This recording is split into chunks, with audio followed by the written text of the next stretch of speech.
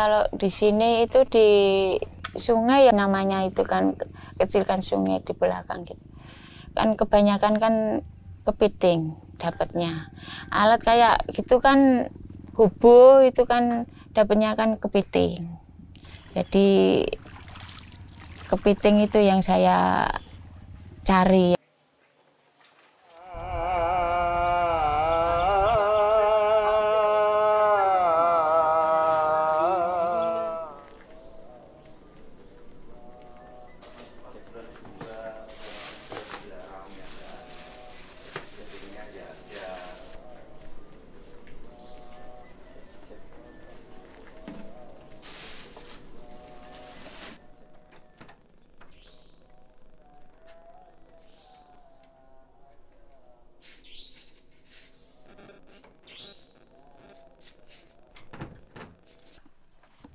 Jam 3 bangun, lalu jam siapkan semuanya, terus jam 4 pergi ke pasar. Beli buat jualan di sekolah, sambil jual dari laut. Ada kepiting, ada udang. Di pasar itu ya jualnya di pasar, terus langsung dijual pada kayak pengepul gitu loh, di sebelah pasar terus ada udang, beli ikan gitu. Nggak saya itirkan gitu.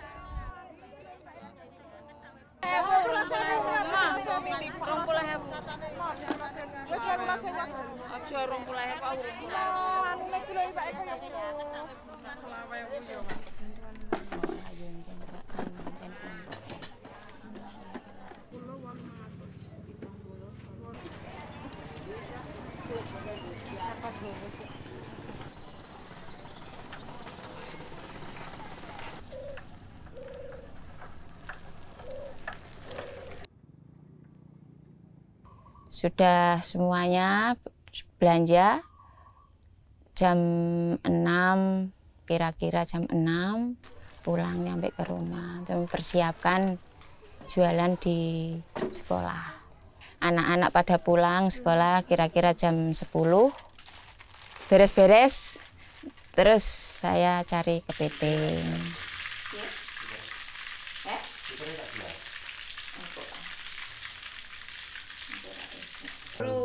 Dalam banget, sampai ke sana juga dalam, terus yang pol sana nanti pun Jepang terus.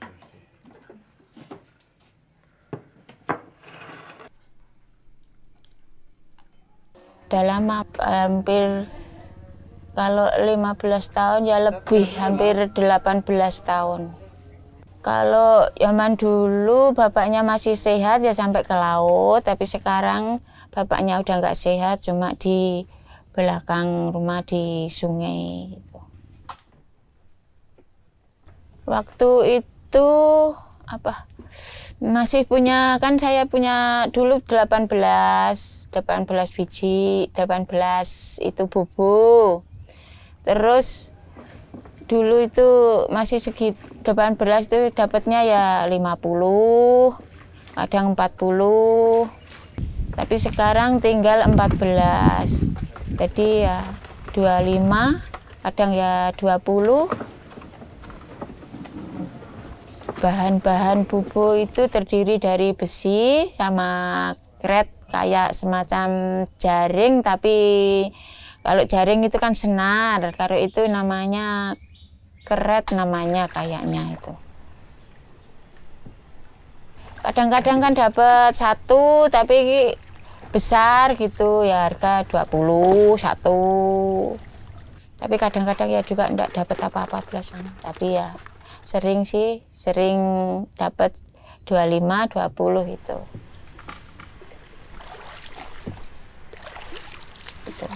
Yang dinamakan bubu naga itu kan carinya itu di pinggir-pinggir gitu, biar ada perahu yang gede lewat itu ndak kena.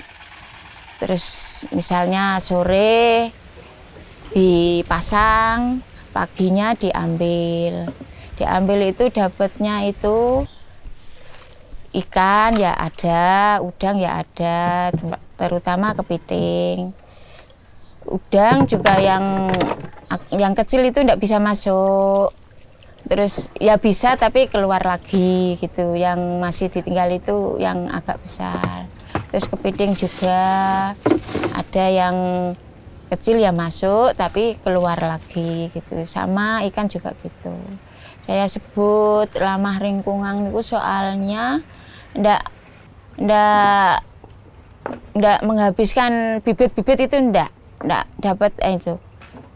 Ngambilnya itu ndak merusak semua, ndak ada yang dirusak gitu.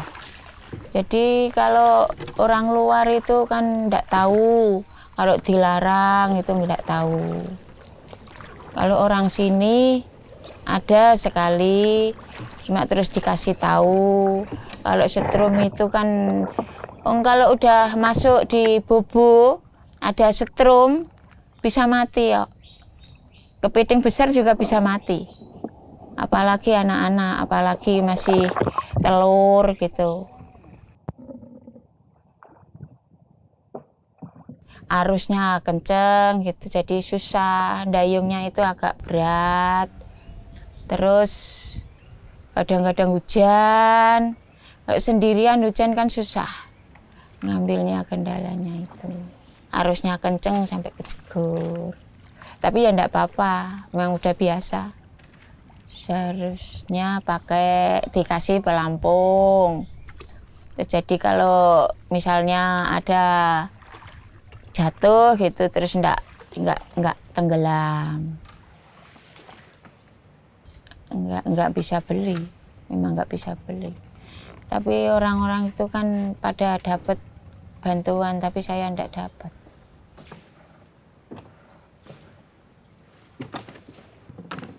Udah pekerjaannya sehari-hari, lihat kondisi bapaknya udah enggak bisa kerja. Kalau saya enggak kerja terus kebutuhan sehari-hari, ya mau enggak mau ya harus berangkat.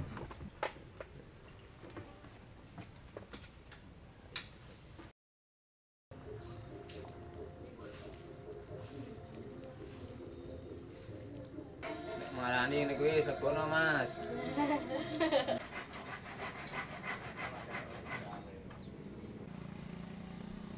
Kalau soal sampah itu saya kalau cari kepiting ada sampah di sebelah gini gitu, terus saya ambil, saya masukkan ke perahu, saya kumpulkan untuk buat dijual.